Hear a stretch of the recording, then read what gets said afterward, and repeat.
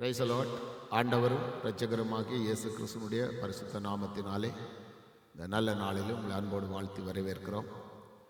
இந்த செய்திகளை நீங்கள் பார்த்து அநேகர் ஆசீர்வாதங்களை பெற்றுக் கொண்டிருக்கிறீர்கள். கர்த்தர் உங்களை ஆசீர்வதிப்பார். மேலும் இன்றைய நாளிலே உங்களோடு சில வார்த்தைகளை பகிர்ந்து கொள்ள கர்த்தருடைய ஆவியானவர் உதவி செய்வாராக.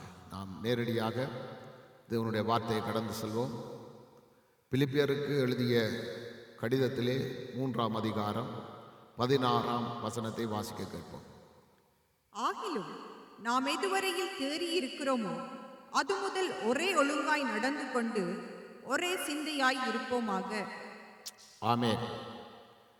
இங்கே பவுல் பிலிப்பியருக்கு இந்த நிருபத்தை எழுதுகிற பொழுது என்னத்தை அவர் எதிர்பார்க்கிறார்? கடவுள் எதை தம்முடைய சரீரமாகிய சபையிலே எதை விரும்புகிறார் என்பதை அறிந்த ஒரு மனிதன் பவுல்.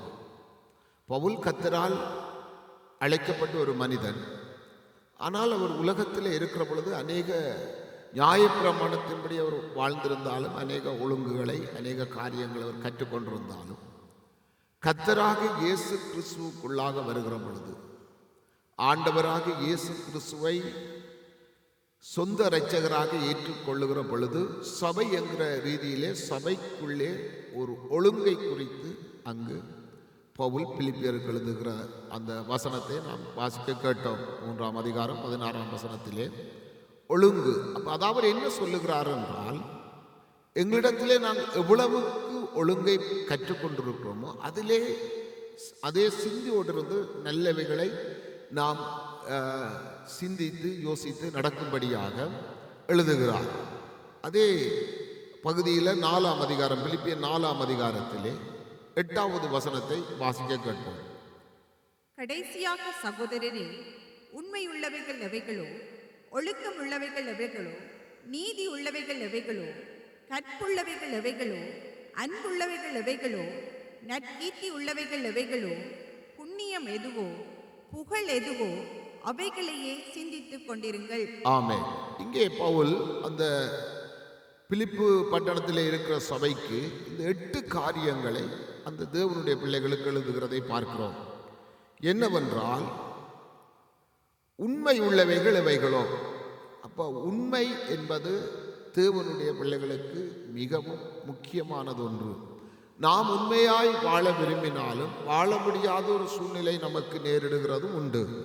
ஆனால் நான் உண்மையாகவே கிறிஸ்துவுக்குள்ளாக வாழ வேண்டும் என்றால் அதற்குத்தான் நமக்கு பரிசுத்த ஆவியினுடைய அபிஷேகத்தை கொடுக்கப்பட்டிருக்கிறது. அவருடைய உதவி இல்லாமல், அவருடைய அனுக்கிரகம் இல்லாமல் ஒரு கிறிஸ்தவ வாழ்க்கையை நாம் வாழ முடியாது. அதனால ஆணித்தரமாய் தெளிவாய் பவுல் எழுதுகிறார். என்னவென்றால், அடுத்ததாக 2வது சொல்றார், ஒழுக்கம் உள்ளவைகள் எவைகளோ. ஒழுங்கு நம்முடைய வாழ்க்கையிலே மிகவும் முக்கியம். நம்முடைய தாய் தகப்பன்மார் நாம் சிறு பிள்ளையிலிருந்து வளர்ந்து வருகிற பொழுது நமக்கு சில ஒழுங்குகளை சொல்லி தந்திருப்பார்கள். நமக்கு வயசு வந்து நம்முடைய மனம் போன போக்கிலே வாழ வெளிக்கிடுகிற பொழுது நம்முடைய ஒழுக்கங்கள் கெட்டு போகிற காரியங்களும் இருக்குது. நான் அந்த ஒழுங்கை குறித்து நான் உங்களுக்கு சொல்லவில்லை. சபையினுடைய ஒழுங்கை குறித்து பவுல் சொல்லுகிற காரியத்தை குறித்து பார்க்கிறோம். நீதி உள்ளவைகள் எவைகளோ, தேவனுடைய நீதி. தேவனுடைய வார்த்தைக்கு கீழ்ப்படுகிறவர்கள் எவர்களோ அவர்கள் தேவனுடைய நீதியை நடப்பிக்கிறவர்களாக இருக்கிறார்கள். அடுத்தது கற்புள்ளவைகள் எவைகளோ. 4வது கற்புள்ளவைகள் எவைகளோ.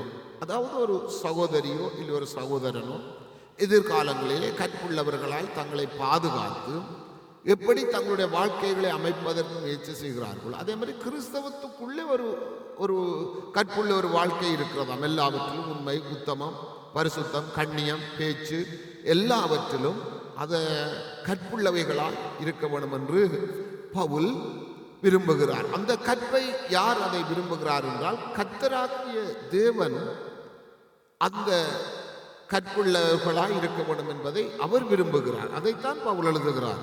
இது பவுலுடைய விருப்பம் அல்ல, இல்லை எங்களுடைய விருப்பம் அல்ல.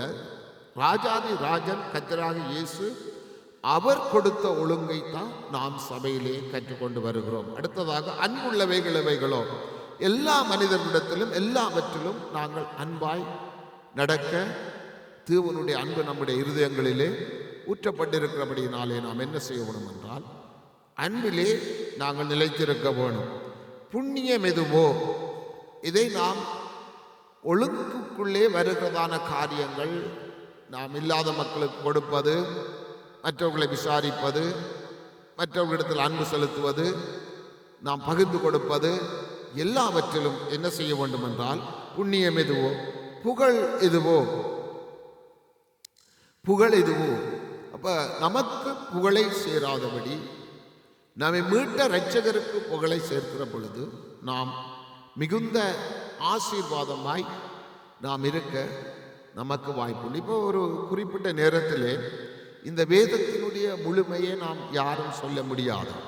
பரிசுத்த வேதாகமம் நமக்கு சொல்லுகிறபடி ஒரு சபை என்றிருந்தால் அந்த சபையிலே செய்தி இருக்கும், உபதேசம் இருக்கும், பிரசங்கம் இருக்கும், போதனை இருக்கும்.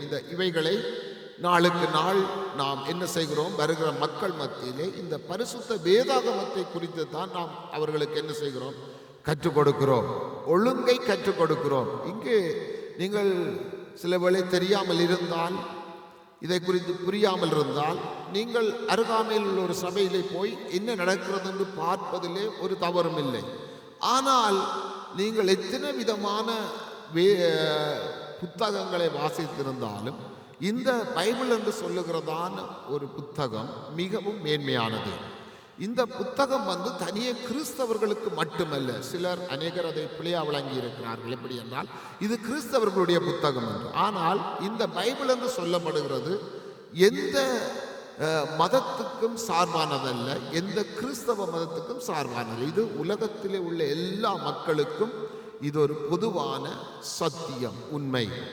இது புத்த மதத்துக்கும் இது முக்கியமாக தேவை, ஹிந்து மதத்துக்கும் இது முக்கியமான தேவை, கத்தோலிக் மதத்துக்கும் இது முக்கியமான தேவை, முஸ்லிம் மதத்துக்கும் இது முக்கியமான தேவை. மதங்களை குற்றப்படுத்தவில்லை. இயேசு கிறிஸ்து ஒரு மதத்தையும் ஸ்தாபிக்க வரவில்லை.